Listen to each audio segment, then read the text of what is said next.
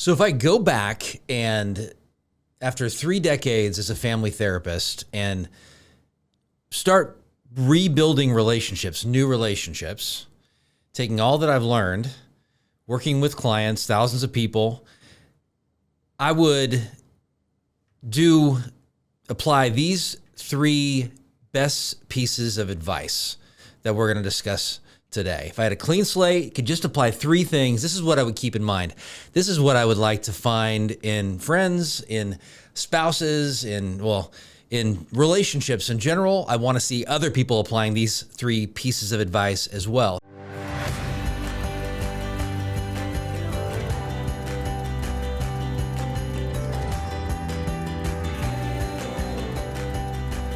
Welcome to the Decide Your Legacy podcast. Today's episode is on my best 3 pieces of relationship advice. And I have a new goal that I am striving for is to keep every podcast within the 15-minute time period. I like 15-minute chunks of time. You can do a lot in 15 minutes.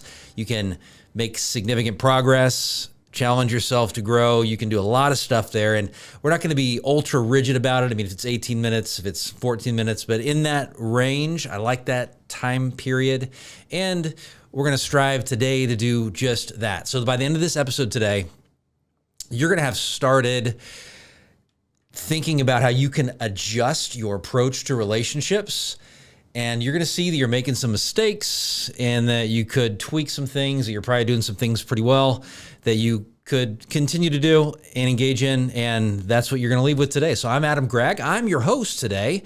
I am a family therapist. I've been a family therapist for over 3 decades, not over 3, for 3 decades. So started in 1999 as a licensed family therapist, and I'm a legacy coach. I'm a coach, and I'm dedicated to teaching others how to face life with courage.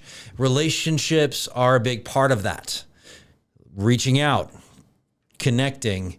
What are you going to do? I want to talk to you about that today. So when I like to approach relationships, I can often forget what I know. It's kind of like can't see the forest through the trees. I mean, it's not like I get all this stuff figured out.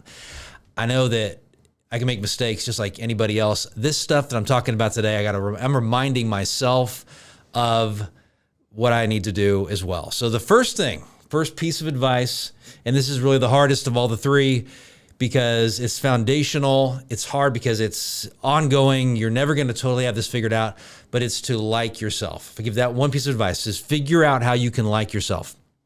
Figure out how you can work through the crap that holds you back, your past, your mistakes, your shame, your fears, all the stuff that may hinder you from actually, and does hinder you from actually carrying yourself with confidence in your relationships. That's a huge deal. If you start liking yourself, things are going to change. The way that you view yourself is going to have a significant, and that relationship that you have with yourself has the biggest impact on the relationship that you have with other people. Your self-worth. How you view and approach yourself, meaning how you talk to yourself, what you think about yourself, the traits that you know you bring to relationships, how you engage other people. Do you do it confidently or with a lot of insecurity? That's going to impact the way other people relate to you. It's going to impact the way that you reach out to other people. And it's so foundational that it'll change everything once you start to actually like yourself.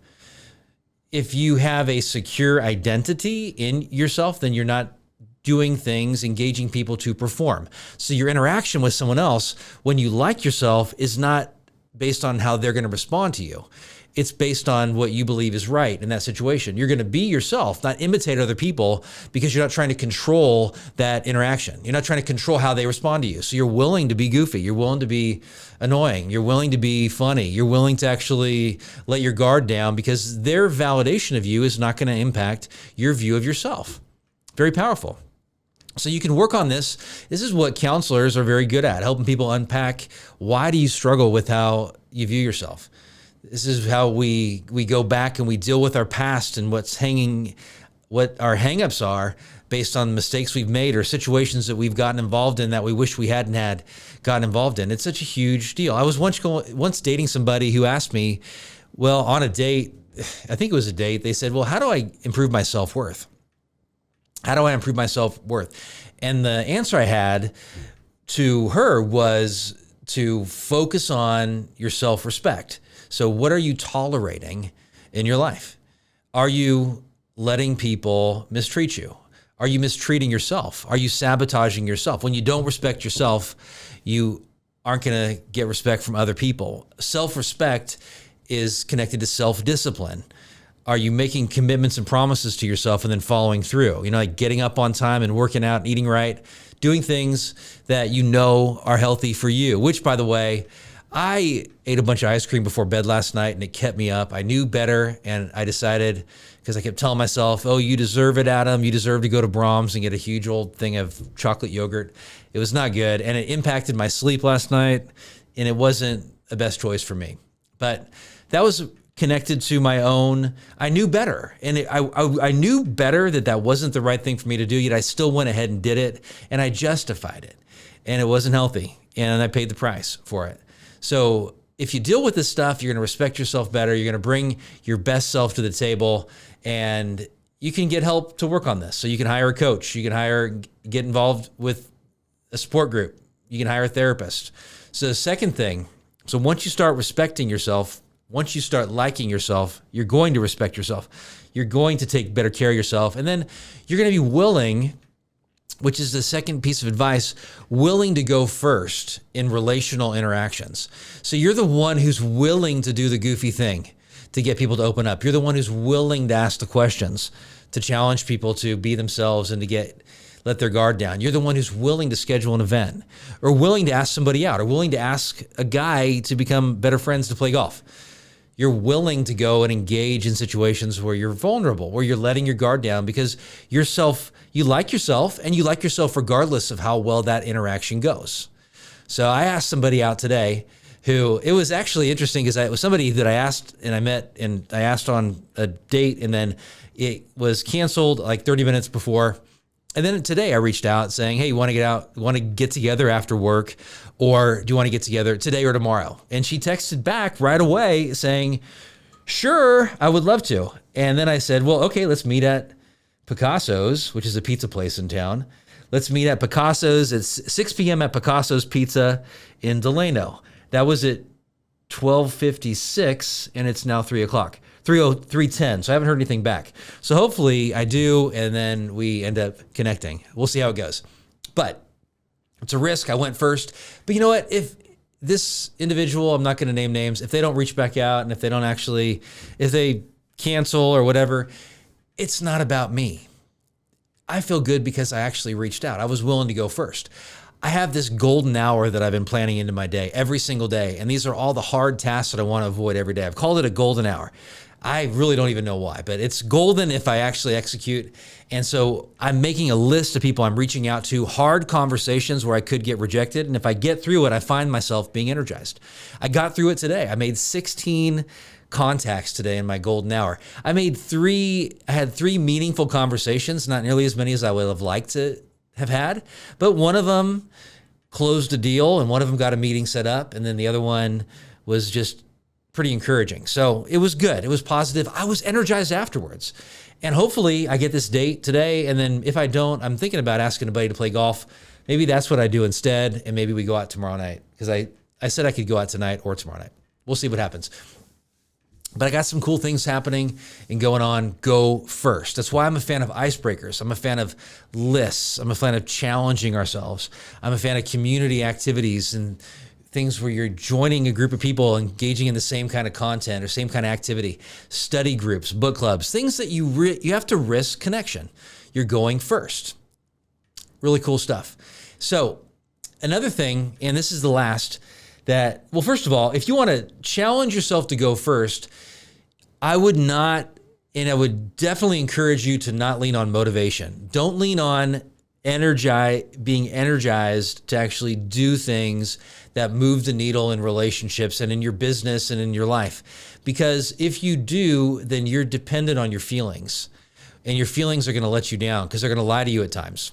No, you don't want to do that. What you have influence over is your discipline. You have influence over making a schedule and sticking to it, establishing times, blocks of time that you're going to get specific things done and sticking it out. So I'm encouraged. One thing I'm encouraged by is because I have been challenged by some friends to engage in certain aspects of my life that I want to avoid. And I'm going to hopefully be able to, I know I'm going to be able to share successes with some friends about things I've wanted to avoid, but I've actually had some conversations that I would have avoided had I not had accountability in my life. And it's the discipline to not want to let them down or not want to have to actually share that I didn't follow through on certain activities, mainly making hard calls and dealing with difficult conversations as a leader in my company that I try to avoid, and difficult conversations in my family that I try to avoid. And I have accountability. I'm able to share and say, I actually went first. I actually got it done. And that's really encouraging to me. So you start off by figuring out how you can like yourself, and then you figure out how you can go first. And then the third piece of advice that I would give you to build better relationships is to be curious, to seek first to understand, then to be understood. This will force you to listen in your interactions. When you remember to be curious, your anxiety is going to decrease because there's very interesting information you can gain from other people. For probably over 2 decades, I've challenged people to come up with their top 10 questions that they can ask others. And I'd encourage you to do the same. In fact, the next podcast that I'm going to be recording after this one is on creating your top 10 questions list. The reason I want you to do that is because these questions come from you, and they're questions you like to ask other people because you're very interested in their answers. One of the questions that I'm interested in hearing people's answers is a silly one. It's whether or not they like hard or soft yolk. And I find that most people are very set on what they like in that area. I do not like hard runny yolk. It's gross to me. I don't want to be near it. If someone's eating that in a restaurant, I want to sit away from them. I don't really like that. It's really funny, but it's a curious question. I don't know what yours are. That's one of my silly ones, but I want you to be curious in your interactions. It will decrease your anxiety because you're not making it about you in that interaction. In fact, when you're curious and when you're going first, you're letting go of making it about yourself, which is really the powerful part about it. And it's making that interaction fun rather than stuffy and self-centered and self-promoting. Not fun. So those are my best 3 pieces of advice for you to apply to your dates, to apply to your work interactions, to apply to your sales calls, to apply to your supervision of employees, to apply to your family and your friends. Like yourself, go first, be curious. If you found this helpful, you're going to love Shatterproof yourself. This is my content on 7 steps to a giant leap in your mental health. Over 3 decades of working with thousands of clients, some of the best stuff, worksheets, whiteboards, content, videos you can walk through with your team, with yourself. And one of those sections is all on dealing with relationships. You're going to learn more about how to improve your relationships. Cool stuff. So I want you to hit the link, check it out. You can purchase that, go through it with your team. Take action. There's no positive change until you decide to change. Decide today. You decide your legacy. Nobody else. To decide means that you're eliminating other options. Your legacy is the impact your life will have on others. So in closing, I want to share with you what I always do. Live the life today that you want to be remembered for 10 years after you're gone. You decide your legacy, nobody else. I appreciate you greatly.